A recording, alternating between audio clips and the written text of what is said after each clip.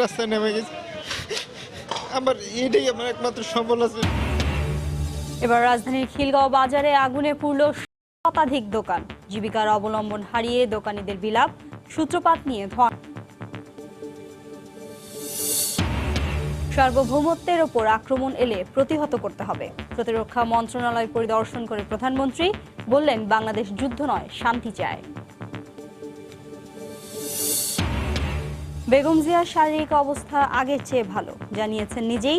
গণমাধ্যমকে বললেন বঙ্গবন্ধু মেডিকেলের মহাপরিচালক। বিভ্রান্তি ছড়াচ্ছে বিএনপি, দাবি তথ্যমন্ত্রীর। রাষ্ট্রায়ত্ত পাটকল শ্রমিকদের ৭২ ঘণ্টা ধর্মঘটের শেষ দিনে অবরোধ, বিক্ষোভ। ৬ ঘণ্টা ঢাকার সঙ্গে চট্টগ্রাম ও সিলেটের রেল যোগাযোগ বন্ধ থাকায় দুর্ভোগ। এবং মাত্র ১ মিনিটের পরীক্ষায় মিলছে ড্রাইভিং লাইসেন্স। সরকারি প্রকল্পের অধীনে ড্রাইভিং প্রশিক্ষণেও গুনতে হচ্ছে টাকা। চালক নয়, তৈরি হচ্ছে মহাসড়কের ঘাতক, বলছেন বিশেষজ্ঞরা।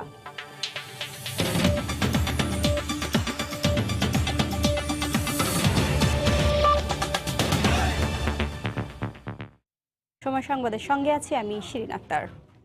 এবার রাজধানীর খিলগাঁও কাঁচা বাজারে আগুনে পুড়ে গেছে শতাধিক দোকানঘর ও মালামাল। ফায়ার সার্ভিসের ১৫টি ইউনিটের ৩ ঘন্টার চেষ্টায় ভোর ৬টার দিকে আগুন নিয়ন্ত্রণে আসে। তারা বলছে, কয়েকদিন আগে মার্কেট কর্তৃপক্ষকে সতর্ক করা হলেও তারা কোনো ব্যবস্থা নেননি। তবে সূত্রপাত সম্পর্কে এখনও কিছু জানাতে পারেনি ফায়ার সার্ভিস। আবারও আগুন, এবার খিলগাঁও মার্কেট। বুধবার রাত ২:৩০। সবাই যখন গভীর ঘুমে আচ্ছন্ন, ঠিক তখনই আগুনের লেলিহান শিখায় একে একে জ্বলতে থাকে সাজানো গোছানো এক একটি দোকান। দ্রুতই আগুন নেভাতে কাজ শুরু করে ফায়ার সার্ভিসের অন্তত ১৫টি ইউনিট। এ সময় তাদের সহায়তায় এগিয়ে আসেন এলাকাবাসী। হাতে হাত মিলিয়ে যোগ দেন আগুন নেভানোর কাজে। পানি নিক্ষেপ করা হয় খিলগাঁও ফ্লাইওভারের উপর থেকেও। অবশেষে প্রায় ৩ ঘন্টার প্রাণপণ লড়াইয়ে হার মানে পাষণ্ড আগুন। ততক্ষণে পুড়ে ছাই শতাধিক দোকানঘর। ফায়ার সার্ভিসে আমাদের একদিন আগে জানানো হয়েছে যে আপনারা এখানে সতর্ক হন, আপনারা ক্ষতিগ্রস্ত হতে পারেন আপনারা, ঠিক আছে? আমরা কোনো পদক্ষেপ নিতে পারিনি। কামার কুমাররা যারা কাজ করে তারা সারা রাত এখানে ২টা-৩টা পর্যন্ত কাজ করে। আমি যতটুকু জানি হয়তো ওইখান থেকে আগুনটা লাগতে পারে। একবারে শেষ, কিচ্ছু নাই। কালকে ৫০,০০০ টাকা মাল তুলছে। প্রাথমিকভাবে আগুন লাগার কারণ কিংবা সূত্রপাত না জানাতে পারলেও ফায়ার সার্ভিস বলছে, মার্কেটটিতে ছিল না অগ্নি নির্বাপন ব্যবস্থা। জানতাম যে এখানে পানির অভাব। ৫টা গলি থেকে আমরা আগুনের কাজ শুরু করি, প্লাস ফ্লাইওভারের উপর থেকে তাকে পানি দেওয়া শুরু করি এবং রেল লাইনের পাশ দিয়ে গিয়ে ওই সাইড থেকে ভিতরে একইভাবে অ্যাটাক করার কারণে ভয়াবহ বিপদ হইতে খিলগাঁও কাঁচা বাজারটা রক্ষা পায়। আগুনে ক্ষতিগ্রস্ত দোকানীদের তালিকা তৈরি করে পুনর্বাসনের ব্যবস্থা নেওয়ার কথা জানিয়েছে ঢাকা দক্ষিণ সিটি কর্পোরেশন। ক্ষতিপূরণ এবং পুনর্বাসনের পরবর্তী করণীয় বিষয়ে আমরা যথাযথ কর্তৃপক্ষের মাধ্যমে আমরা দুর্যোগ ত্রাণ মন্ত্রণালয়ে প্রেরণ করব এবং সকলকে আমরা সহযোগিতা করব ইনশাআল্লাহ। আগুনে খিলগাঁও ফ্লাইওভারের নিচের একটি অংশ ক্ষতিগ্রস্ত হয়েছে। সাম্প্রতিক সময়ে একের পর এক ভয়াবহ অগ্নিকাণ্ডের পর রাজুক এবং ফায়ার সার্ভিস নড়ে চড়ে বসলেও থেমে নেই আগুনের ধ্বংসলীলা। একের পর এক অগ্নিকাণ্ড আর কিছু মানুষের নিঃস্ব হয়ে যাওয়ার গল্প যেন নিয়মিত ঘটনায় পরিণত হয়েছে। এই অবস্থায় ভবন ও মার্কেটগুলোর অগ্নি নির্বাপন ব্যবস্থা জোরদারের পাশাপাশি অবকাঠামোগত ত্রুটি কাটিয়ে ওঠার পরামর্শ সংশ্লিষ্টদের। রাশেদ বাপ্পি, সময় সংবাদ, ঢাকা। এদিকে খিলগাঁও বাজারের আগুনে পথে বসে গেছেন পুরো ছাই হওয়া দোকানের মালিকরা। তাদের বিলাপ আর আহাজারিতে ভারী হয়ে ওঠে সেখানকার পরিবেশ। বেঁচে থাকার শেষ অবলম্বনটুকু হারিয়ে অনেকে হয়েছেন নিঃস্ব। ক্ষতির আগুনে হৃদয় পুড়ে ছাই। সারা জীবনের শ্রম আর কষ্টার্জিত সম্পদ বিক্রি করে বেঁচে থাকার তাগিদে দুটি ঝাঁপির ছোট্ট দোকানে স্বপ্ন বুনেছিলেন তারা। সেই স্বপ্ন পুড়ে নিঃস্ব হঠাৎ লাগা ভয়াবহ এই আগুনে। রাস্তায় নেমে গেছি। আমার এটাই আমার একমাত্র সম্বল আছে। এই সম্বলটা আমার শেষ হয়ে গেছে। জীবনের সব মনের মালা ছিল, বলতে পারি না কত টাকার মাল।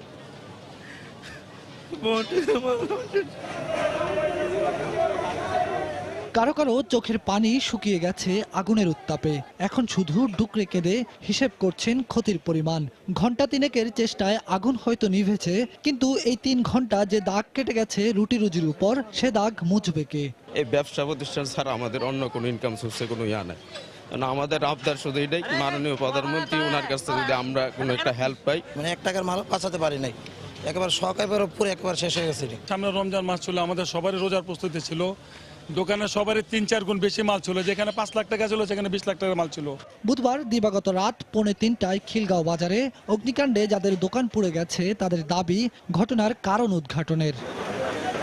চুরিহাট্টা, লালবাগের শহীদনগর, বনানীর এফআর টাওয়ার, ডিএনসিসি মার্কেট, সর্বশেষ এই তালিকায় যুক্ত হওয়া নাম খিলগাঁও বাজার।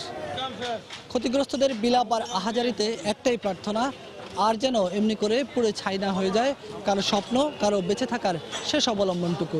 সেই সঙ্গে রাষ্ট্রের কাছে তাদের প্রার্থনা, তাদের ক্ষতিপূরণে একটু যেন এগিয়ে আসে দায়িত্বশীল ব্যক্তিরা। বেলায়েত হোসাইন, সময় সংবাদ, ঢাকা। বাংলাদেশ যুদ্ধ নয়, শান্তি চায়। তবে কেউ যদি সার্বভৌমত্ব রক্ষায় হুমকি হয় বা আক্রমণ করতে আসে, তাকে প্রতিহত করার প্রস্তুতি থাকতে হবে দেশের। সকালে প্রতিরক্ষা মন্ত্রণালয় পরিদর্শনে গিয়ে কথা বলেন প্রধানমন্ত্রী শেখ হাসিনা। এ সময় শান্তি রক্ষায় নিয়োজিত সেনাদের আরও প্রশিক্ষিত করে গড়ে তোলার তাগিদ দেন তিনি। মুক্তিযুদ্ধের পর এই ভবনে বসেই যুদ্ধ বিধ্বস্ত বাংলাদেশের সরকার পরিচালনা করতেন জাতির পিতা বঙ্গবন্ধু শেখ মুজিবুর রহমান। 4 বছর পর প্রতিরক্ষা মন্ত্রণালয়ের সেই স্মৃতিবিজড়িত ভবনে এলেন তাঁরই কন্যা প্রধানমন্ত্রী শেখ হাসিনা। টানা 3য় মেয়াদে সরকার গঠনের পর বিভিন্ন মন্ত্রণালয় পরিদর্শনের ধারাবাহিকতায় এবার নিজের অধীনে থাকা প্রতিরক্ষা মন্ত্রণালয় পরিদর্শন করলেন শেখ হাসিনা। বৃহস্পতিবার সকালে শেরেবাংলা নগরে প্রতিরক্ষা মন্ত্রণালয়ের সম্মেলন কক্ষে 3 বাহিনী প্রধান সহ ঊর্ধ্বতন কর্মকর্তাদের সঙ্গে বৈঠকে বসেন প্রধানমন্ত্রী ও প্রতিরক্ষা মন্ত্রী শেখ হাসিনা। বৈঠকে প্রধানমন্ত্রী বলেন, সার্বভৌমত্ব রক্ষার প্রশ্নে সক্ষমতা ও প্রস্তুতিতে পিছিয়ে থাকার কোনো সুযোগ নেই। আমরা কারোর সাথে যুদ্ধ করব না, আমরা যুদ্ধ করতে চাই না, কিন্তু কেউ যদি আমাদের বিরুদ্ধে আক্রমণ করে তাহলে তার জন্য যথাযথ জবাব আমরা দিতে পারি আর আমার দেশের স্বাধীনতা সার্বভৌমত্বের জন্য রক্ষা করতে পারি, সেই প্রস্তুতিটা সবসময় আমাদের থাকতে হবে। প্রতিরক্ষা মন্ত্রণালয়ের আওতায় থাকা প্রতিষ্ঠানগুলোর আধুনিকায়ন করা হচ্ছে জানিয়ে শেখ হাসিনা বলেন, শান্তিরক্ষায় নিয়োজিতদের আরও দক্ষ ও প্রশিক্ষিত করে গড়ে তুলতে হবে। শান্তিরক্ষা মিশনে আমাদের সশস্ত্র বাহিনীর সদস্যরা যাচ্ছে, পুলিশ বাহিনীর সদস্যরা যাচ্ছে, সবাই যাচ্ছে। যুদ্ধের সরঞ্জাম থেকে শুরু করে সর্বক্ষেত্রেই একটা পরিবর্তন আসে, আধুনিকতা আসে, নতুনত্ব আসে, কিন্তু আমাদের যারা সেখানে যাবে তারা সব বিষয়ে পারদর্শী থাকবে, সেটাই আমি চাই। কোনো সংঘাত নয়, বরং শান্তিপূর্ণ উপায়ে মিয়ানমারে রোহিঙ্গাদের ফেরত পাঠানো হবে বলেও জানান প্রধানমন্ত্রী। আমরা তাদের সাথে কখনো কোনো সংঘাতে যাব না, বরং তাদের সাথে আলোচনার মাধ্যমে তাদের নাগরিকদের তারা যেন ফিরিয়ে নিয়ে যায়। দেবাশিস রায়, সময় সংবাদ, ঢাকা।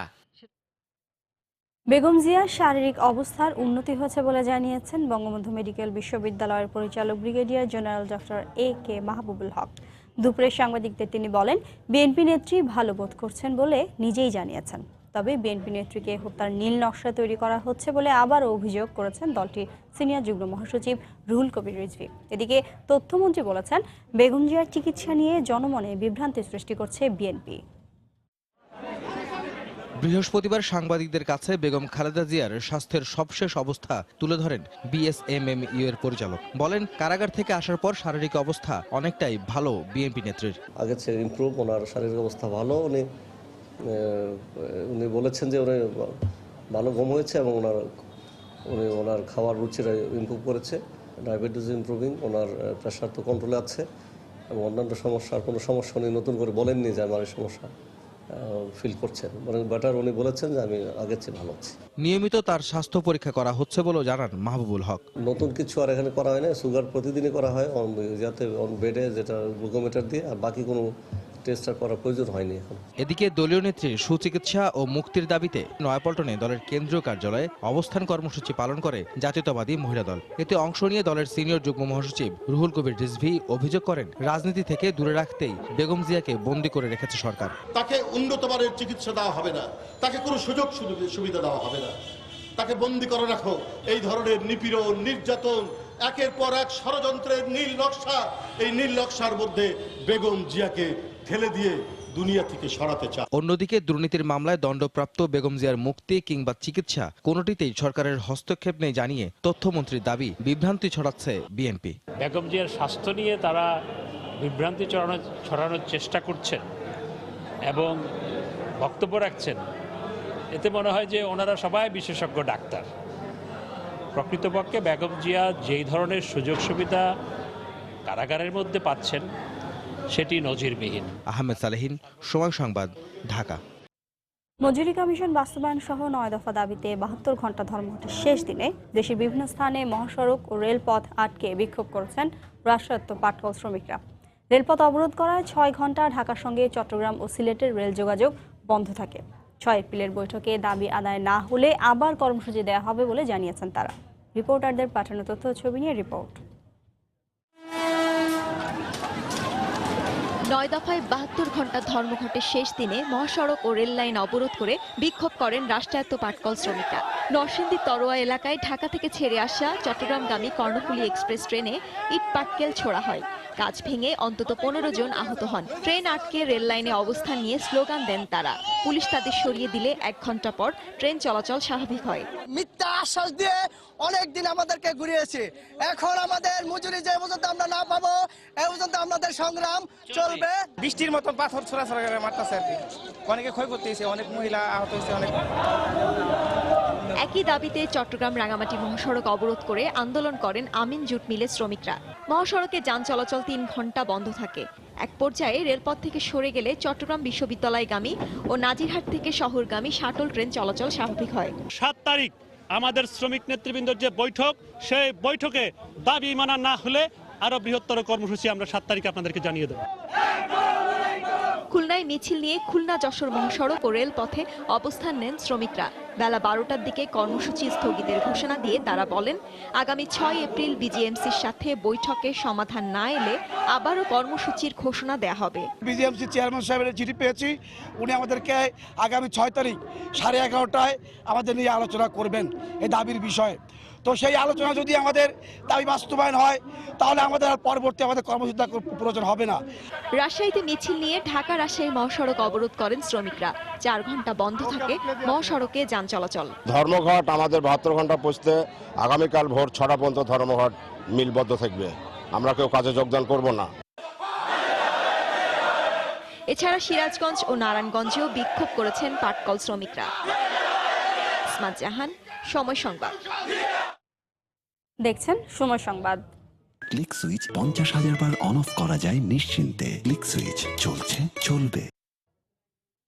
ঘুষ বাণিজ্যে প্রমাণ পাওয়া গেছে সড়ক পরিবহন কর্পোরেশনের দক্ষ চালক গড়ে তোলার বিভিন্ন প্রকল্পে। ঘুষের বিনিময়ে প্রশিক্ষণার্থীদের পাশ করিয়ে দিচ্ছে কর্পোরেশনের কিছু প্রশিক্ষক। সড়ক আইন না মেনে লোক দেখানো পরীক্ষায় পাশ করা এসব চালক মহাসড়কে একজন ঘাতক হিসেবে আবির্ভূত হতে পারে বলে আশঙ্কা বিশেষজ্ঞদের। আজহার লিমনের রিপোর্ট, ছবি তুলেছেন ওমর ফারুক। প্রচলিত আইন কিংবা বিআরটিএ রেজুলেশন অনুযায়ী কম করে 30 মিনিট সড়কে চালানোর পরীক্ষা দেওয়ার কথা থাকলেও এসব শিক্ষার্থী সড়কে গাড়ি চালানোর চূড়ান্ত পরীক্ষায় উত্তীর্ণ হয়ে যাচ্ছে গড়ে 1 মিনিটের পরীক্ষায়। ব্যাক গিয়ারে কম বেশি 3 মিটার চালানোর পরীক্ষা দিয়ে এই চালকরা কি করে মূল সড়কে শত শত মাইল পাড়ি দেবেন তা অবশ্যই বিবেচনার বিষয়। সময় সংবাদ জানতে চায় সত্যিকারের কতটা শিখেছে সরকারি প্রকল্পের অধীনে ড্রাইভিং প্রশিক্ষণ নেয়া এসব শিক্ষার্থী। 100%-এর মধ্যে আমরা 10% আসলে ড্রাইভিং শিখতে পারিনি। 4 মাসে প্রায় 1.5 মাসের মতো ওইভাবে চলে গেছে। লাস্ট 20 দিনের মতো আমাদের 10 মিনিট করে দিছে। সব স্টুডেন্ট প্রত্যেকদিন ড্রাইভ করতে পারে না। 2500 টাকা করে নিছে, যে এটা দিলে নাকি পাস করা যাবে। আমরা তো তৃতীয় বেস, এর আগে যে 2টা বেস গেছে ওনারা বলছে যে এটা না দিলে নাকি লাইসেন্স হয় না। ঘুষের বিনিময়ে লাইসেন্স পরীক্ষায় পাশ করিয়ে দেওয়ার এসব অভিযোগ অস্বীকার করে পরীক্ষা নিতে আসা বিআরটিএর প্রতিনিধি সহ বোর্ডের সংশ্লিষ্ট সদস্যরা। আমরা যে নিয়মে পরীক্ষা নিচ্ছি এখানে তো অসঙ্গতি হওয়ার কোনো প্রশ্নই আসে না। ঘুষের বিনিময়ে চালকদের লাইসেন্স প্রদানের অভিযোগ আসলে নতুন কিছু নয়। বিআরটিএর বিরুদ্ধে আগেও এমন অভিযোগ ছিল, এখনও রয়েছে। কিন্তু বিআরটিসি সিপ সরকারি প্রকল্পের শিক্ষার্থীরা যেসব অভিযোগ করলেন তার আসলে কতটা সত্য? সাধারণ প্রশিক্ষণার্থীর ছদ্মবেশে পরীক্ষা শুরুর আগেই তেজগাঁওয়ের বিআরটিসি ট্রেনিং সেন্টারে হাজির হওয়ার সময় সংবাদ। প্রতি শিক্ষার্থীর কাছ থেকে পরীক্ষায় পাশ করিয়ে দেওয়ার জন্য কমপক্ষে 3 জন প্রশিক্ষককে 2500 করে টাকা নিতে দেখা যায়। এ সেন্টারে 200 জন শিক্ষানবিশকে প্রশিক্ষণ দিয়েছে সরকারি এমন 4 জন চালক। হিসেব করে দেখা যায় পরীক্ষা শুরুর মাত্র আধা ঘন্টা আগেই বিনামূল্যে ড্রাইভিং শিখতে আসা এসব শিক্ষার্থীর কাছ থেকে হাতিয়ে নেওয়া হয় অন্তত 4 লাখ টাকা। তবে বরাবরের মতোই ঘুষ নেওয়ার অভিযোগ অস্বীকার করেন এসব সরকারি প্রশিক্ষক। তাদের কাছ থেকে কোনো টাকা নেওয়া হচ্ছে না, তাদের টাকাটাই সরকার দিচ্ছে, লাইসেন্সের পুরো টাকাটাই সরকার দিচ্ছে। মানে 2500 বা 2500? না, এভাবে কোনো টাকা নেওয়া হবে না। ফ্রি, সম্পূর্ণই ফ্রি ট্রেনিং। এখানে 2500 টাকা নেওয়া হয় না। এখানে সেইবের যারা আছে তাদের কোনো ফি নেওয়া হয় না। সরকারি প্রকল্পের অধীনে ড্রাইভার তৈরির এমন প্রক্রিয়ায় হতাশা প্রকাশ করেছেন বিশেষজ্ঞরা। এই যে প্রক্রিয়াটা, এটা সংশ্লিষ্ট কর্তৃপক্ষ দেখে না দেখার ভান করছে। কারা এই পয়সার লেনদেন করছে এটা কিন্তু তারা কিন্তু ইজিলি নিয়ন্ত্রণ করতে পারে। এটা একটা সিসিটিভি দিলেই কিন্তু সেলফ এনফোর্সমেন্ট হয়ে যায়। যখন দেয় না তখন বুঝতে হবে এই টাকাটা হয়তো অনেক স্তরের মধ্যেই কিন্তু বিলি বন্টন হয়। এ ব্যাপারে বিআরটিসির সংশ্লিষ্ট কর্মকর্তার সঙ্গে যোগাযোগ করলেও ক্যামেরার সামনে তিনি কথা বলতে রাজি হননি। আজহার লিমন, সময় সংবাদ, ঢাকা। রাজধানীর উত্তরায় অবৈধ স্থাপনা উচ্ছেদ অভিযানে নেমেছে রাজুক। বেলা 11টা নাগাদ উত্তরা 3 নম্বর সেক্টরে এই অভিযান পরিচালনা করে রাজুকের নির্বাহী ম্যাজিস্ট্রেটের নেতৃত্বে একটি দল। এ সময় নকশা বহির্ভূত হওয়ার কারণে ভেঙে দেওয়া হয় বেশ কয়েকটি স্থাপনা। মার্কেটের পাশে গড়ে ওঠা অবৈধ স্থাপনা ভাঙতে গেলে বাধা দেয় প্রভাবশালীরা। এ সময় 2 জনকে আটক করা হয়। আসছে বর্ষায় চট্টগ্রামে পাহাড় ধস ঠেকাতে এবার কঠোর অবস্থান নিতে যাচ্ছে বলে জানিয়েছে জেলা প্রশাসন। পাহাড়ের ঢালে ঝুঁকিপূর্ণভাবে বসবাসকারী পরিবারের সংখ্যা ও ভূমিদস্যুদের তালিকা চেয়ে এরই মধ্যে 6 ভূমি সার্কেলের সহকারী কমিশনারকে চিঠি দিয়েছে প্রশাসন। এই অবস্থায় দখল করা পাহাড় কেটে যারা নিম্ন আয়ের মানুষদের বসবাসের সুযোগ করে দিচ্ছে তাদের বিরুদ্ধে জিরো টলারেন্স নীতি ও কঠোর রাজনৈতিক সিদ্ধান্ত নেওয়ার পরামর্শ নগরবিদদের। আশরাফুল আলম মামুনের ক্যামেরায় শফিকুল আলমের প্রতিবেদন। সর্বশেষ 2018 সালের 15 অক্টোবর চট্টগ্রাম নগরীর ফয়েজ লেকে পাহাড় ধসে মারা যায় একই পরিবারে 3 জন সহ মোট 4 জন। 2017 সালে জুনে চট্টগ্রাম সহ 3 পার্বত্য জেলায় মারা যায় 132 জন। গত 12 বছরে মৃত্যু হয় অন্তত 400 জনের বেশি। পাহাড়ে যখন মৃত্যুর মিছিল তখন তা ঠেকাতে আসন্ন বর্ষার আগে শক্ত অবস্থান নিতে যাচ্ছে জেলা প্রশাসন। পাহাড়ের পাদদেশে বসবাসকারীদের তালিকা চেয়ে 6 এসিল্যান্ডের কাছে চিঠি দিয়েছে সংস্থাটি। প্রতি বছরে আমরা সেটা তাদেরকে সচেতন করার জন্য মাইকিং করে থাকি। আমরা বিভিন্ন সংস্থাগুলোকে আমরা চিঠি দিয়ে তাদের যে সংযোগগুলো আছে বিভিন্ন, যেমন ইউটিলিটি সার্ভিসেস যেগুলো আছে সেগুলো বিচ্ছিন্ন করার জন্য আমরা এগুলো চিঠি দিয়ে থাকি। কিন্তু তারপরেও আসলে তারা এতটা ভয় পায় না। জেলা প্রশাসনের চিঠি পেয়ে বর্ষার আগে পাহাড়ে বসবাসকারীদের সরাতে জোরে সোরে প্রস্তুতি নিচ্ছে ভূমি সার্কেলের সহকারী কমিশনাররা। আমাদের কাছে একটা তালিকা আছে যে আমরা কারা কারা ঝুঁকিপূর্ণভাবে বসবাস করছে, আমরা আবার নতুন করে তালিকা করে তারপরে আমরা পরবর্তী কার্যক্রম গ্রহণ করব। যারা ঝুঁকিপূর্ণভাবে বসবাস করছেন তাদেরকে সরিয়ে নেওয়ার ব্যবস্থা করব।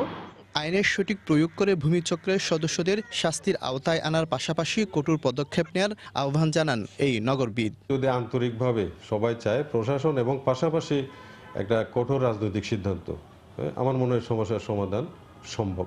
চট্টগ্রামে মতিঝর্ণা, বাটালি হিল, টাঙ্কির পাহাড় সহ ঝুঁকিপূর্ণ 28টি পাহাড়ের ঢালে 1 লাখের বেশি মানুষ বসবাস করছে, আর 3 পার্বত্য জেলায় এর পরিমাণ 2 লাখের বেশি।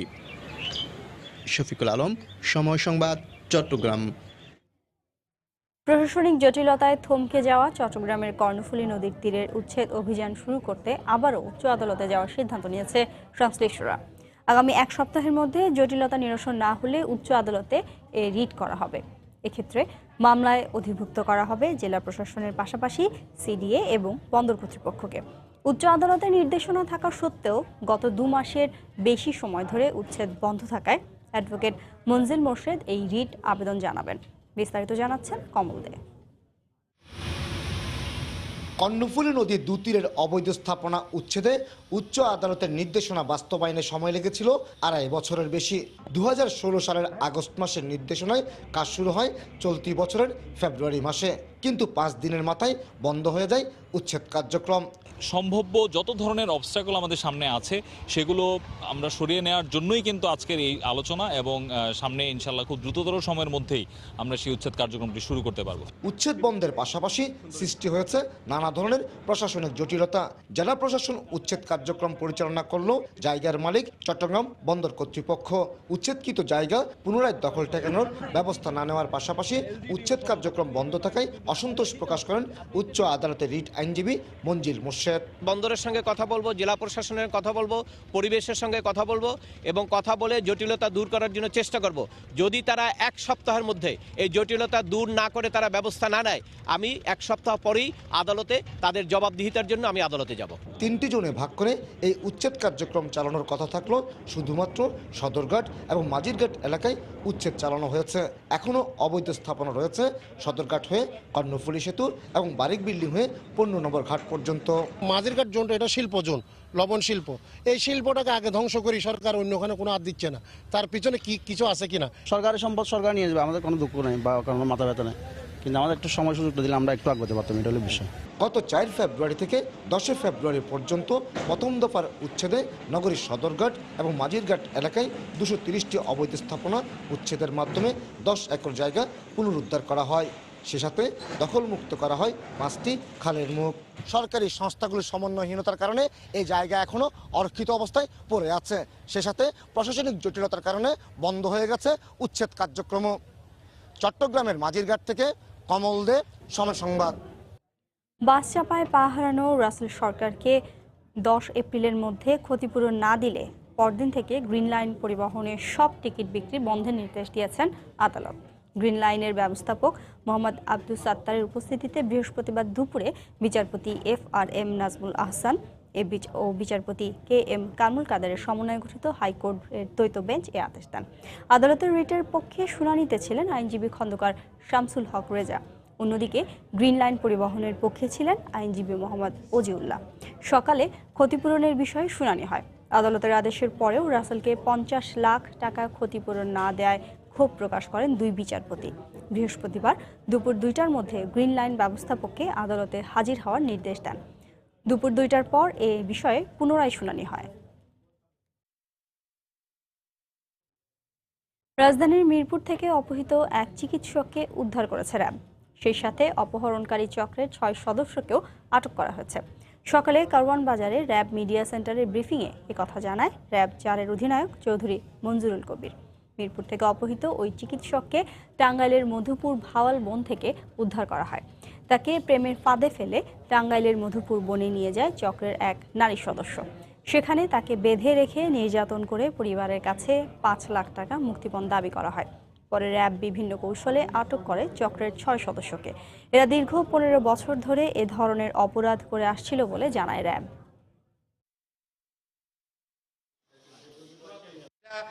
একটা নারীর প্রেমের ফাঁদে ফেলার কৌশল অবলম্বন করা হয়, সেহেতু ভিকটিম অধিকাংশ ক্ষেত্রে কারো কাছে সত্যটা প্রকাশ করতে চায় না। এই প্রতারক চক্রটি এরকম একটা কৌশল অবলম্বন করে তারা দীর্ঘদিন ধরে এই প্রতারণা করে আসছে।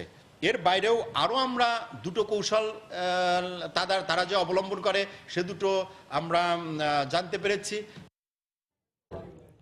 রংপুরে ঘৃণ্য কায়দায় শিক্ষার্থীদের শাস্তি দেওয়ার অভিযোগ উঠেছে প্রাথমিক বিদ্যালয়ের এক শিক্ষকের বিরুদ্ধে।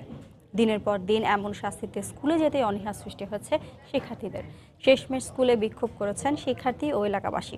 রতন সরকারের রিপোর্ট।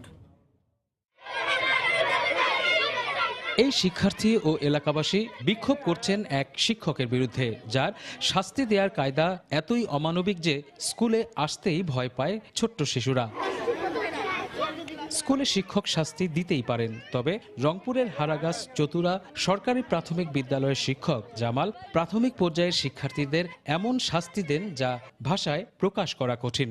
তার আমি একদিন স্কুল নাই যাই, ওই জন্য আমাকে আমার সব চাটাইছে। জামাল স্যার আন্টির বাচ্চা হয়েছে মেডিকেলে, তাকে দেখতে গেছি, তার তুলপে আরেকদিন মাইশের সব আমাকে চাটাইছে। মাইশের তো আমাদের চাটাই, ওই জন্য আমাদের খারাপ লাগে।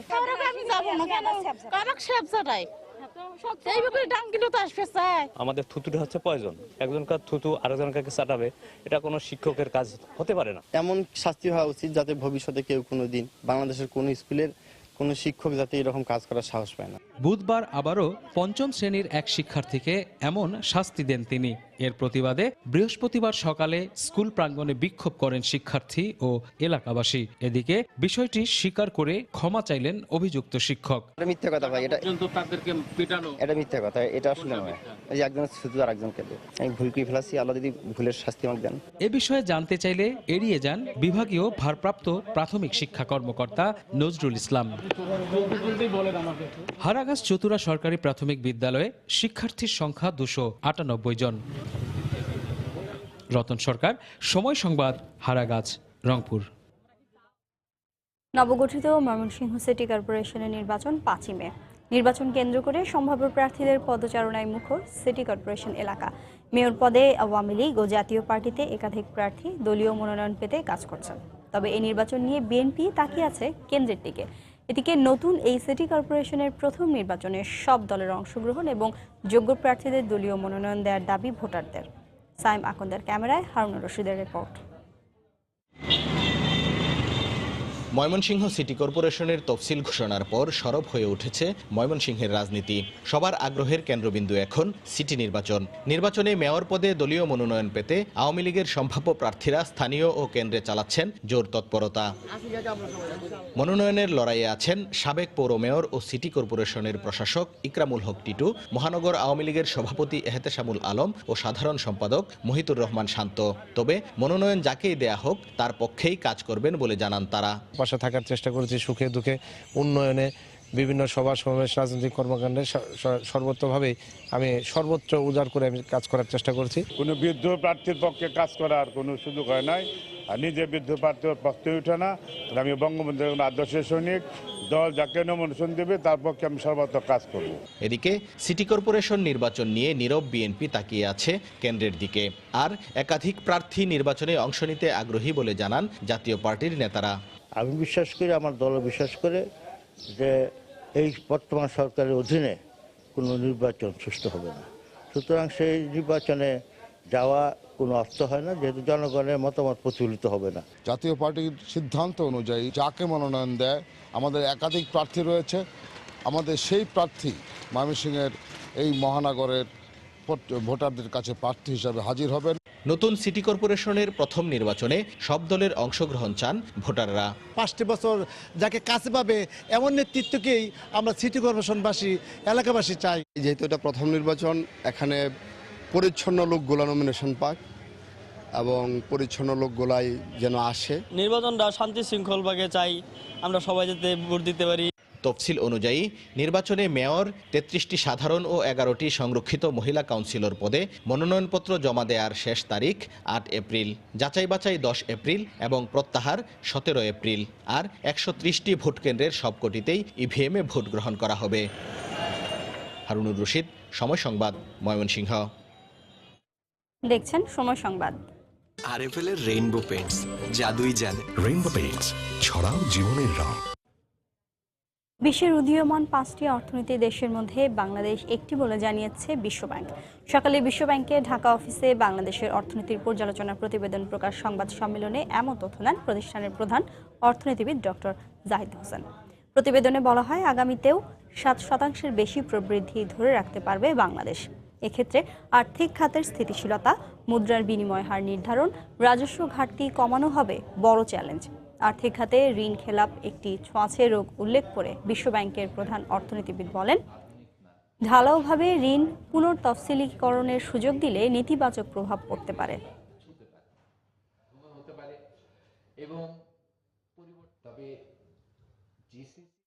আমরা বলছি যে মোটামুটি একটি শক্তিশালী প্রবৃদ্ধি বজায় থাকবে এবং সেটা অন্তত 7% বা তার বেশি হতে পারে।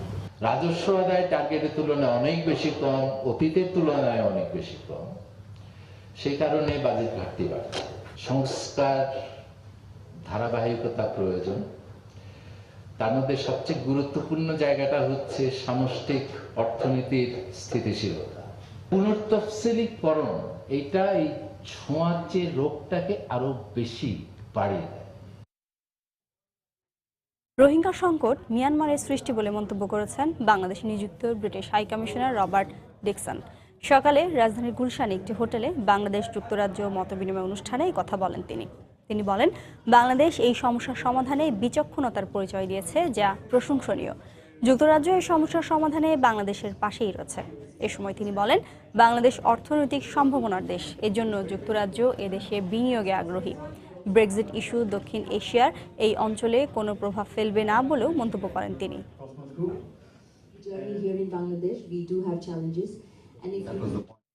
বিদেশি চ্যানেলে বাংলাদেশি পণ্যের বিজ্ঞাপন বন্ধের সরকারি সিদ্ধান্তকে সাধুবাদ জানিয়েছে association of television channel owners অ্যাটকো। পাশাপাশি বিজ্ঞাপন বন্ধ না করে বিদেশি চ্যানেল বন্ধের গুজব সৃষ্টিকারীদের বিরুদ্ধে ব্যবস্থা নিতে সরকারের প্রতি আহ্বান জানান অ্যাটকো নেতারা। দেশে টেলিভিশনের সংখ্যা বাড়লেও বাড়েনি আয়ের উৎস, বরং দিন দিন দেশীয় বিজ্ঞাপনের বড় অংশই চলে যাচ্ছে বিদেশি টেলিভিশনে। এ অবস্থায় দেশে সম্প্রচারিত বিদেশি চ্যানেলে দেশীয় বিজ্ঞাপন বন্ধের সরকারি সিদ্ধান্তকে স্বাগত জানিয়েছে অ্যাটকো। সকালে গুলশানে অ্যাটকোর সভায় বলা হয়, কেবল অপারেটররা বিজ্ঞাপন বন্ধের নামে চ্যানেল বন্ধ করে জনমনে অসন্তোষ সৃষ্টি করছে। এক্ষেত্রে দোষীদের বিরুদ্ধে ব্যবস্থা নিলে সরকারের পাশে থাকবে অ্যাটকো। তারা চ্যানেলগুলি বন্ধ করে যদি জন অসন্তোষ তৈরির কোনো চেষ্টা করে, তাহলে সরকারের যে কঠিন সিদ্ধান্ত নেওয়ার সুযোগ আছে, অ্যাটকো তার প্রতি পূর্ণ সমর্থনে থাকবে এবং বাংলাদেশের সকল সম্প্রচার সাংবাদিক এবং বাংলাদেশের সকল দর্শককে সরকারের এই নৈতিক আইনগত অবস্থানে সঙ্গে থাকার জন্য আমরা অনুরোধ জানাচ্ছি। সভায় অ্যাটকোর নতুন সভাপতি নির্বাচিত হন স্কয়ার গ্রুপের অঞ্জন চৌধুরী। এ সময় অ্যাটকোর বিদায়ী সভাপতি সালমান ইফ রহমান বিভিন্ন পরামর্শ দেন। আমাদের অনেক দিনের দাবি যেটা ছিল সিরিয়াল, তো সিরিয়ালের মধ্যেও আমরা ইতিমধ্যে আমরা কিন্তু হাইকোর্টে যে মামলাটা আছে সে মামলাটাতে অ্যাটকো আমরা পার্টি হয়ে গেছি এবং আমরা আশা করি যে এটা খুব শিগগিরই হাইকোর্টে আমরা এটা হিয়ারিং করে সেই রুলগুলি যেটা আছে সেটাকে আমরা ডিসচার্জ করার ব্যবস্থা চেষ্টা করতেছি। পরে ব্রডকাস্ট জার্নালিস্ট সেন্টারের সঙ্গে বৈঠকে বেসরকারি টেলিভিশনের সংকট উত্তরণে একসাথে কাজ করার ঘোষণা দেন নতুন সভাপতি। মুজাহিদ শুভ, সময় সংবাদ, ঢাকা। জাতীয় গৃহায়ণ কর্তৃপক্ষের সহকারী প্রকৌশলীকে লাঞ্ছিতের ঘটনায় চট্টগ্রামের পরিস্থিতি আরও উত্তপ্ত হয়ে উঠেছে। বিচারের দাবিতে আজও গৃহায়ণ অফিসের কর্মচারীরা কলম বিরতি ও মানববন্ধন কর্মসূচি করছেন। এদিকে মেয়রের পক্ষে মিছিল সমাবেশ করেছে হকার্স লীগ। বিস্তারিত জানাচ্ছেন পার্থপ্রতিম বিশ্বাস। গৃহায়ণ কর্তৃপক্ষের এক প্রকৌশলীকে মেয়রের লাঞ্ছিত করার ঘটনাকে ঘিরে বৃহস্পতিবারও সকাল থেকে উত্তপ্ত বন্দরনগরী। সকালে নগর পিতার পক্ষে মহানগর আওয়ামী লীগ কার্যালয়ের নিচে প্রতিবাদ সমাবেশ ও বিক্ষোভ মিছিল করে হকার্স লীগ। এ সময় প্রকৌশলী অশোভন আচরণ করেছেন দাবি করে তার অপসারণ ও এই ঘটনা সুষ্ঠু বিচার দাবি করা হয়। সে বেয়াদবি করেছে, যেটা সাধারণ ভাষা বলা হয়, তারই প্রতিবাদে আমাদের আজকের সমাবেশ। অতি শীঘ্র আমরা তার অপসারণ চাই। হকারের বিরুদ্ধে সহকারী প্রকৌশলী কলঙ্ক প্রকৌশলী বলায় আমার মেয়র সাহেব, মাননীয় মেয়র সাহেব একটু প্রতিবাদ করায় উনি ওনার নামে মিথ্যা অপবাদ রটাচ্ছেন। অন্যদিকে সহকর্মীকে লাঞ্ছিতের বিচার দাবি করে মানববন্ধন ও কলম বিরতি কর্মসূচি পালন করে গৃহায়ণ কর্তৃপক্ষ। কেন্দ্রীয় সিদ্ধান্ত অনুসারে পরবর্তী কর্মসূচি দেওয়া হবে বলে জানায় তারা। যেহেতু আমরা কাজ করি, আমরা তো কিছুটা ভিতর সন্তুষ্ট। কাজ করতে গিয়ে যেন কোনো বাধা সৃষ্টি না হয়। আমরা চাচ্ছি নিরাপদ কর্মক্ষেত্র। আমরা কর্মক্ষেত্রে শান্তি শৃঙ্খলা বজায় রাখতে চাই এবং আমাদের মান সম্মান নিয়ে আমরা সরকারের কর্ম সম্পাদন করতে চাই। গত সোমবার সন্ধ্যায় সিটি কর্পোরেশনে মেয়রের সাথে দেখা করতে যান গৃহায়ণ কর্তৃপক্ষের 6 প্রকৌশলী। নগরীর পোর্ট কানেক্টিং রোড সম্প্রসারণের কারণে দখল হওয়া জায়গা নিয়ে কথা কাটাকাটির এক পর্যায়ে মেয়র এক সহকারী প্রকৌশলীকে চড় মারেন বলে অভিযোগ করা হয়। পার্থপ্রতিম বিশ্বাস, সময় সংবাদ, চট্টগ্রাম। ভারতীয় পর্যটকবাহী জাহাজ আরবি বেঙ্গল গঙ্গা বরিশাল নদী বন্দর থেকে রাজধানী ঢাকার উদ্দেশ্যে যাত্রা শুরু করেছে। সকাল 10টার পর বরিশাল নদী বন্দর থেকে জাহাজটি যাত্রা করে। পথে চাঁদপুর ও নারায়ণগঞ্জে যাত্রা বিরতির কথা রয়েছে। গতকাল দুপুর 1:30টার দিকে কলকাতা থেকে জাহাজটি বরিশাল নৌ বন্দরে পৌঁছায়। এ সময় পর্যটকদের স্বাগত জানান বিআইডব্লিউটি এর কর্মকর্তারা। গত 29শে মার্চ দুপুর 12:30টায় কলকাতার খিদিরপুর থেকে ব্রিটেন, যুক্তরাষ্ট্র, ইতালি, অস্ট্রেলিয়ার নাগরিক সহ 19 জন পর্যটক নিয়ে জাহাজটি যাত্রা করে পিরোজপুরে যাত্রাবিরতি করে। পরে সেখান থেকে বরিশালে পৌঁছায়। আগামী 8 এপ্রিল ঢাকা থেকে কলকাতার উদ্দেশ্যে ছেড়ে যাবে জাহাজটি।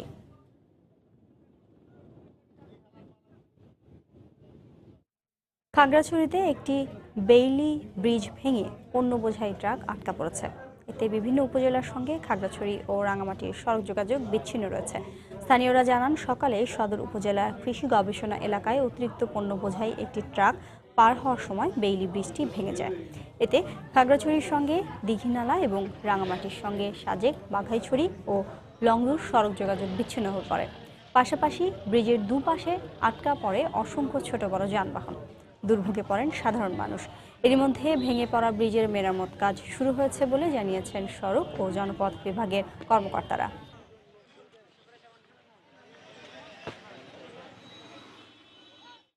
অটিস্টিক শিশুদের প্রতি নেতিবাচক মনোভাব থেকে সরে আসতে হবে বলে মন্তব্য করেছেন প্রধানমন্ত্রীর আন্তর্জাতিক বিষয়ক উপদেষ্টা গওহর রিজভী। দুপুরে রাজধানীর একটি হোটেলে অটিজম আক্রান্তদের মূল ধারায় ফিরিয়ে আনার লক্ষ্যে এক সেমিনারে একথা বলেন তিনি। অনুষ্ঠানে জাতীয় মানবাধিকার কমিশনের চেয়ারম্যান কাজী রিয়াজুল হক বলেন, অটিজম আক্রান্তরা সমাজের বোঝা নয়, রাষ্ট্র বিনির্মাণে তারাও ভূমিকা রাখছে। মূল স্রোতধারে আনতে হবে, কারণ তারা তো কন্ট্রিবিউট করতে পারে। তারা কোথায় অবদান রাখতে পারে? তারা ছবি আঁকায় প্রচণ্ড অবদান রাখতে পারে, তারা সঙ্গীতে অবদান রাখতে পারে। ওদের কিছু অভাব আছে। এই পপুলার মিসপারসেপশন থেকে আমাদেরকে সরে আসতে হবে। আমার, আপনার, তোমার, সবার যেভাবে rights, we are talking of the same rights. আমরা ওদেরকে যদি অ্যাক্সেস দিতে পারি, তাহলেই এই প্রবলেমটাকে আমরা অনেকটুকু সমাধান করতে পারব। নানা মানদণ্ডে গেল 5 বছরে অনেক দূরে গিয়েছে দেশের তৈরি পোশাক শিল্প। তবে সেভাবে বাড়েনি পোশাকের দাম। এমন দাবি করে উদ্যোক্তারা বলছেন, এখনই সময় সম্মিলিতভাবে পোশাকের দাম বাড়ানোর। অর্থনীতিবিদরাও মনে করেন, দাম বাড়ালেও এখন আর ক্রেতা হারানোর শঙ্কা নেই। বিজিএমইএ বলছে, এই পদক্ষেপ সফল করতে চাই শক্তিশালী বিপণন কৌশল। কামরুল হাসান সবুজের রিপোর্ট। বিশ্ববাজারে চীনের পরই সবচেয়ে বেশি তৈরি পোশাক সরবরাহ করে বাংলাদেশ।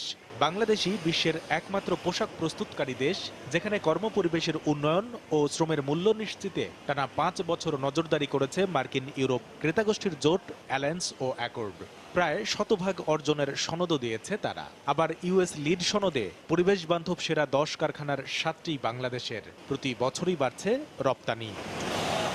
উদ্যোক্তারা বলছেন, বাংলাদেশের পোশাক খাত এখন বেশ শক্ত অবস্থানে, তাই রপ্তানি বাজারে তৈরি পোশাকের দাম বাড়ানোর উপযুক্ত সময় এখনই। আমাদের সবুজ কারখানা আছে, কিন্তু সবুজ দামটি নেই। দর কষাকষির ক্ষেত্রে গিয়েও কিন্তু অনেকটা দুর্বল, কারণ আমরা মনে করি যে পাছে ব্যবসা চলে যায়, রাতারাতি কোথাও এই ব্যবসা যাবে না। এইটা আমাদের একটু বাজি ধরতে হবে, আমাদের সাহস করতে হবে, আর না হলে কোনোদিনই আমরা ঘুরে দাঁড়াতে পারবো না। ছোট ছোট কারখানাগুলো আছে যেগুলো মরে গেছে, মৃতপ্রায়, এগুলোকে চালু করতে হবে।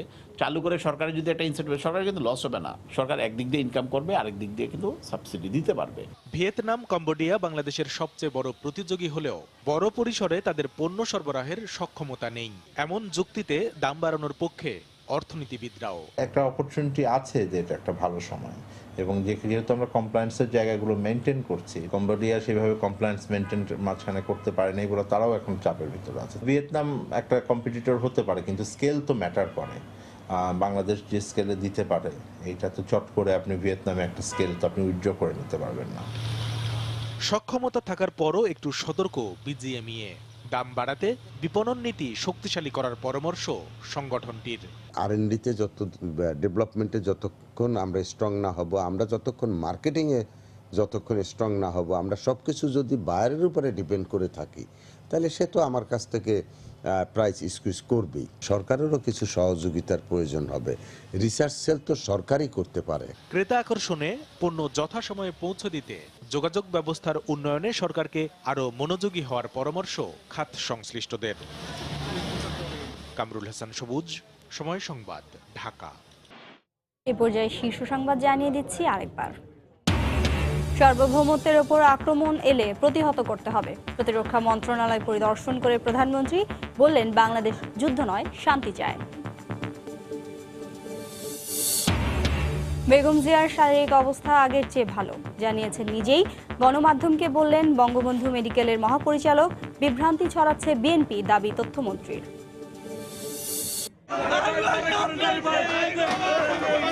রাস্তায় নেমে গেছে, আমার এটাই আমার একমাত্র সম্বল আছে। এবার রাজধানীর খিলগাঁও বাজারে আগুনে পুড়ল শতাধিক দোকান। জীবিকার অবলম্বন হারিয়ে দোকানিদের বিলাপ, সূত্রপাত নিয়ে ধোঁয়াশা। মাত্র 1 মিনিটের পরীক্ষায় মিলছে ড্রাইভিং লাইসেন্স। সরকারি প্রকল্পের অধীনে ড্রাইভিং প্রশিক্ষণেও গুনতে হচ্ছে টাকা। চালক নয়, তৈরি হচ্ছে মহাসড়কের ঘাতক, বলছেন বিশেষজ্ঞরা। এবং রাষ্ট্রায়ত্ত পাটকল শ্রমিকদের 72 ঘন্টা ধর্মঘটের শেষ দিনে অবরোধ, বিক্ষোভ। 6 ঘন্টা ঢাকার সঙ্গে চট্টগ্রাম ও সিলেটের রেল যোগাযোগ বন্ধ থাকায় দুর্ভোগ। এই ছিল এখনকার মতো। যে কোনো খবর পেতে ভিজিট করুন সময়নিউজ.টিভি। আপনার মোবাইলে সময় সংবাদ দেখতে ও সব খবর পেতে ডাউনলোড করুন সময় অ্যাপ। এছাড়া এই মাত্র পাওয়া খবর মোবাইলে পেতে SMS করুন *BN লিখে পাঠিয়ে দিন 16242 নম্বরে। সঙ্গেই থাকুন সময়ের।